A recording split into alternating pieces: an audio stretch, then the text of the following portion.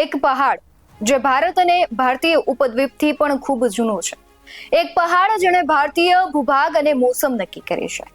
એક પહાડ જેણે ગંગા યમુનાના મેદાનોને રેગિસ્તાન થતા બચાવ્યા છે, પણ એક સમય એવો આવ્યો કે હવે તે પોતાના અસ્તિત્વ બચાવવા માટે સંઘર્ષ કરી રહ્યો છે. વાત છે અરવલ્લી પહાડની શૃંખલાની, જે પોતાના અસ્તિત્વ માટેની લડાઈ લડવા મજબૂર બન્યું છે.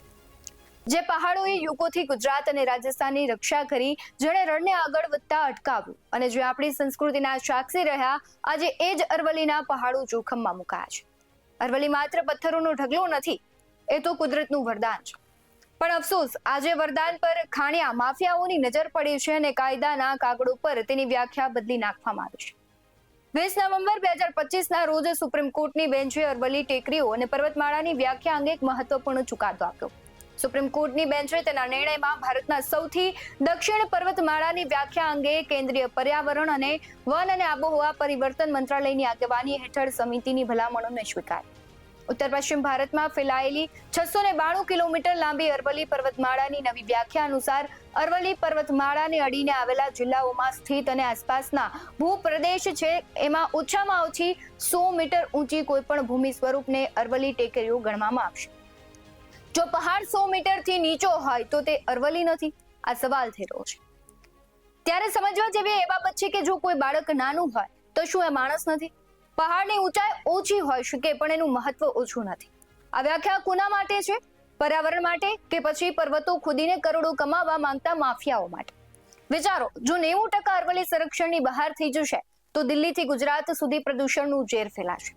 રણ આપણી ખેતી લાયક જમીનને ગળી જશે. શું આપણે આવનારી પેઢીને માત્ર ધૂળ અને પથ્થરોનો જ વારસો આપવા માંગીએ છીએ? બીજી બાજુ અરવલ્લીના ખેડૂતોની જમીન પર પોલીસના બૂટ પડી રહ્યા છે. માજુમ ડેમ હોય કે પર્વતમાળાને તળેટીના ગામો, ખેડૂતની માલિકીની જમીન પર ખાનગી કંપનીઓ દાદાગીરી કરી રહી છે.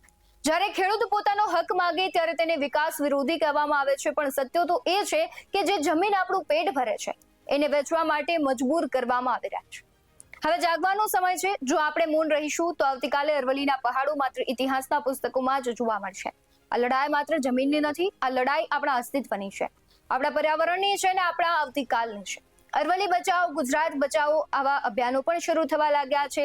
ઘણા બધા નેતાઓ છે, તેમણે તેમની પ્રોફાઇલ પણ ચેન્જ કરી નાખી છે અને ક્યાંક આ પર્વતો છે તેને બચાવવા માટેનું એક પહેલ પણ તેમણે કર્યું છે. અરવલ્લીના પહાડોમાં તમે જુઓ તો માર્બલ, ગ્રેનાઇટ અને અન્ય ખનિજોનો ભંડાર છે. આર્થિક લાભ ખાતર મોટા પાયે માઇનિંગ પ્રવૃત્તિઓ ચાલી રહી છે. તેમાં કશું ખોટું નથી અને તે જગ જાહેર છે. સુપ્રીમ કોર્ટનું જે કડક વલણ છે, છતાં અનેક વિસ્તારોમાં પહાડોનું અસ્તિત્વ ભૂસાઈ રહ્યું છે. એ સમજવું જરૂરી છે કે પર્યાવરણ માટે ખતરો કેમ છે. કારણ કે અરવલ્લીનું જે નિકંદન નીકાળવાથી રણ પ્રદેશ છે તે હવે આગળ વધશે. અરવલ્લી એ થરના રણ અને ફળદ્રુપ જમીન વચ્ચે એક દિવાલ સમાન છે. જો આ પહાડો દૂર થશે તો રણની રેતી આગળ વધશે અને ખેતીલાયક જમીન છે તે બંજર બનાવી દેશે. જે પહાડી વિસ્તારો છે, ખાસ કરીને જે પહાડો છે, તે વરસાદી પાણીને રોકીને જમીનમાં ઉતારવાનું કામ કરે છે અને જો પહાડો જ કપાશે તો જળસ્તર નીચા જશે. તો બીજી બાજુ નુકસાન એ થવાનું છે કે ગ્રીન વોલનો જે નાશ થશે, ગ્રીન વોલનો નાશ થશે તો વન્યજીવોને સ્થળાંતર કરવું પડશે. આમ પણ આપણે જોઈએ છે કે દીપડા અને અન્ય વન્ય પ્રાણીઓ છે એના રહેઠાણ છીનવાઈ રહ્યા છે, જેના કારણે માનવ પ્રાણી સંઘર્ષની ઘટનાઓ પણ વધી રહી છે.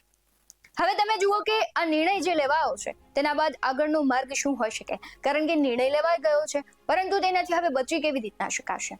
વન નાબૂદીને રોકવી પડશે. જે વિસ્તારોમાં ખાણકામ બંધ થયું છે ત્યાં મોટા પાયે વૃક્ષારોપણ કરવું પડશે. ડ્રોન સર્વેલન્સની પણ મદદ લેવી પડશે, એટલે કે ગેરકાયદેસર ખનન રોકવા માટે ટેકનોલોજીનો ઉપયોગ કરવો જરૂરી છે. ઇકો ટુરિઝમને પણ મહત્વ આપવું પડશે, કારણ કે ખાણકામને બદલે પર્યાવરણને નુકસાન ન થાય તેવા પ્રવાસન ઉદ્યોગને પ્રોત્સાહન આપવું જોશે. અને તમે એક વસ્તુ જુઓ કે છેલ્લા 50 વર્ષમાં ગેરકાયદેસર માઇનિંગને કારણે 31 પર્વતો ગાયબ થયા છે. કુલ 12,081 માઉન્ટેન હતા, જેમાંથી હવે 1048 જ જે 100 ફૂટ બેન્ચમાર્કમાં બચશે. એટલે કે જે પ્રમાણે નિર્ણય લેવામાં આવ્યો છે સુપ્રીમ કોર્ટ દ્વારા, એ અરવલ્લીના જે પહાડો હતા, કેટલી ખૂબ મોટી સંખ્યામાં 12,081, એમાંથી હવે જે નિકંદન થશે, જે 100 મીટરની રેન્જમાં હશે એને જ પર્વત માનવામાં આવશે. એટલે 1048 છે એ જ હવે બચશે. મતલબ કે 90% પર્વતનો નાશ થશે અને તેને અરવલ્લીનો ભાગ નહીં માનવામાં આવે. અરવલ્લી બચશે તો ગુજરાત અને આસપાસના રાજ્યોનું પર્યાવરણ પણ સુરક્ષિત રહેશે. આમ પણ આપણે જોઈએ છે કે અત્યારે પ્રદૂષણ કેટલું વધી રહ્યું છે. એક શ્વાસ કે જે માનવ જીવનને ટકાવી રાખવા માટે ખૂબ મહત્વપૂર્ણ છે, પણ જો વૃક્ષ નહીં હોય તો એ ચોખ્ખો આપને ઓક્સિજન ક્યાંથી મળશે? અને કહેવાય છે કે માનવ જીવન છે તે પતન તરફ ધીમે ધીમે જતું જશે.